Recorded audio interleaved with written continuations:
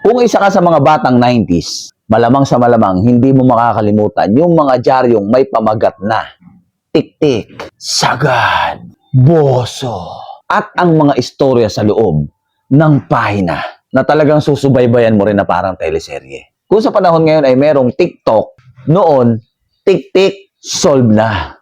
Solve na solve. At kung batang 90s ka, malamang sa malamang, hindi mo makakalimutan ng mga malulupit na pelikula ng mga dating sexy star. Rated R. At siguradong pag napanood mo yung mga pelikula nung araw, pag uwi mo sa bahay nyo, matik yon, lu ka. Yon kung pinapapasok ka sa sinihan. Kasi nung 90s, bawal na bawal sa mga bata yung palabas na ganun. 18 years old ang pataas ang nakakapasok sa sinihan. Ako sa experience ko, ilang beses akong pumasok sa sinihan, nakaligtas ako dun sa bayaran ng ticket. Pagdating doon sa pinaka main entrance na, yung gwardiya na, yung pipilas ng ticket, yon, doon ako bumabagsak. Tatanungin ka ng gwardiya, ilang taong ka na? 18 na po ako. Tingin nga nung ID mo. Tarantado ka, wala ka pang 18. Balik, kuha namin pera mo doon. Pag uwi mo, aray ko, sayang naman. Ngayon, mga brother, ang sasalba sa'yo, tik-tik, kasi bago ipalabas yan sa sinihan, ilalagay muna yan sa dyaryo. At doon sa loob ng dyaryo na yon, talagang nandun yung mga gusto mong makita. Nandun yung magpapatigas, magpapalangis sa iyong pagkalalaki. Siyempre, hindi natin makakalimutan yung mga naging artista sa mga pelikulang yan.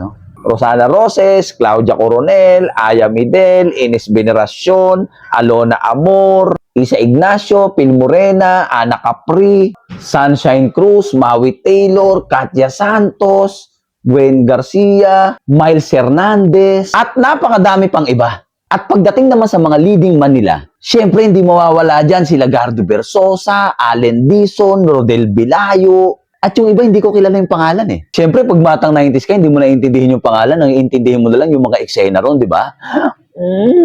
Lalo na pag malapit nang ipalabas yung pelikula nila. Putya mga brother, ipapatalasta sa TV yan. Inihahandog ng Viva Films ngayong Enero 31. Ipapalabas na ang pelikulang Patikim ng Pinya at ang nag-iisang Rosana Roses. Siyempre ikaw, nanonood ka ng patalastas, Brad, hindi ka makahinga, ganito itsura mo. Yun, yung para ka nga atakihin. At ang pinakamasaklap na mangyayari, gusto mo nang panoorin. Pagdating mo ng sinihan, wala ka pang 18 years old. Aray ko! So, anong gagawin mo, brother? Bibili ka ng tik-tik. At pagkabili mo ng tik-tik, yun! Dun mo ibubuhos yung galit mo. Kaliwat ka ng Mariam Palad yan. Lintik ang talsik niyan, Brad. Mula Fairview hanggang Kabuyaw, Laguna. Ganong kalupit ang sirit niyan. Lalo na pag bata ka, putya kalakasan yun. Talagang sagad-sagad yun hanggang magkasugat na yung lambi. At karamihan ng mga artista nung mga panahon na yon, buhay pa naman hanggang ngayon. Iba nga lang, hindi na ganun ka, alam mo na, syempre tumatanda ang tao eh. Yung iba naman, naging relihiyoso. At yung iba, patuloy pa rin ang pagiging artista. Pero kahit ng dekada 80, marami ng mga ganyang pelikula, mga brother. At ang isa sa pinakatumatak sa akin na hanggang ngayon hindi ko makalimutan nung napanood ko Scorpio Nights 1. Pucha mga brother, napakalupit ng istorya nun. Talagang yung mga eksena ron na panlalaki, talagang,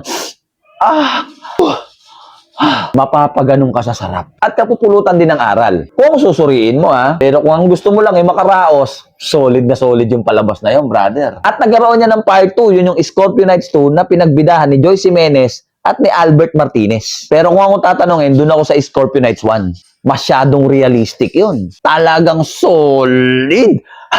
Pinagbinahan yun ni Ana Gutierrez. Malamang sa malamang, matanda na ngayon yun. Pero ang ganda ng mukha nun, brother. Talagang grabe. Kung magkasabay lang kami pinanganak, liligawan ko talaga yun Aray ko, may lawak. Isa pang malupit nung panahon ng dekada 80. Kung hindi ako nagkakamali, mga brother, walang iba kundi si Vivian Velez. Talagang, lintik ang korte ng katawan. Sus Mariosep. Talagang kumbaga sa pandigmaan. Isang pelikula niya na napanood ko, nakasama niya si Mr. Joey Marquez, yung Bikini Mong Itim.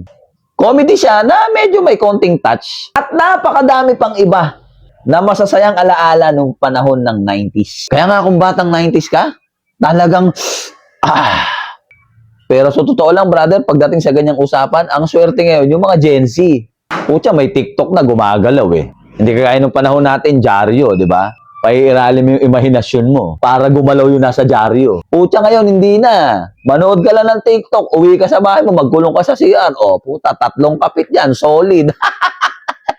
Muli, maraming salamat sa panonood ng video na to. I hope na medyo nagbalik ang inyong mga laala at medyo tumigas ulit ang inyong mga lumalambot na At kung mahilig ka sa mga ganitong topic, pwede mo kong i-like, i-share, and i-follow na rin. Muli, ako to si OAB in the place to be, proud batang 90s. Woohoo!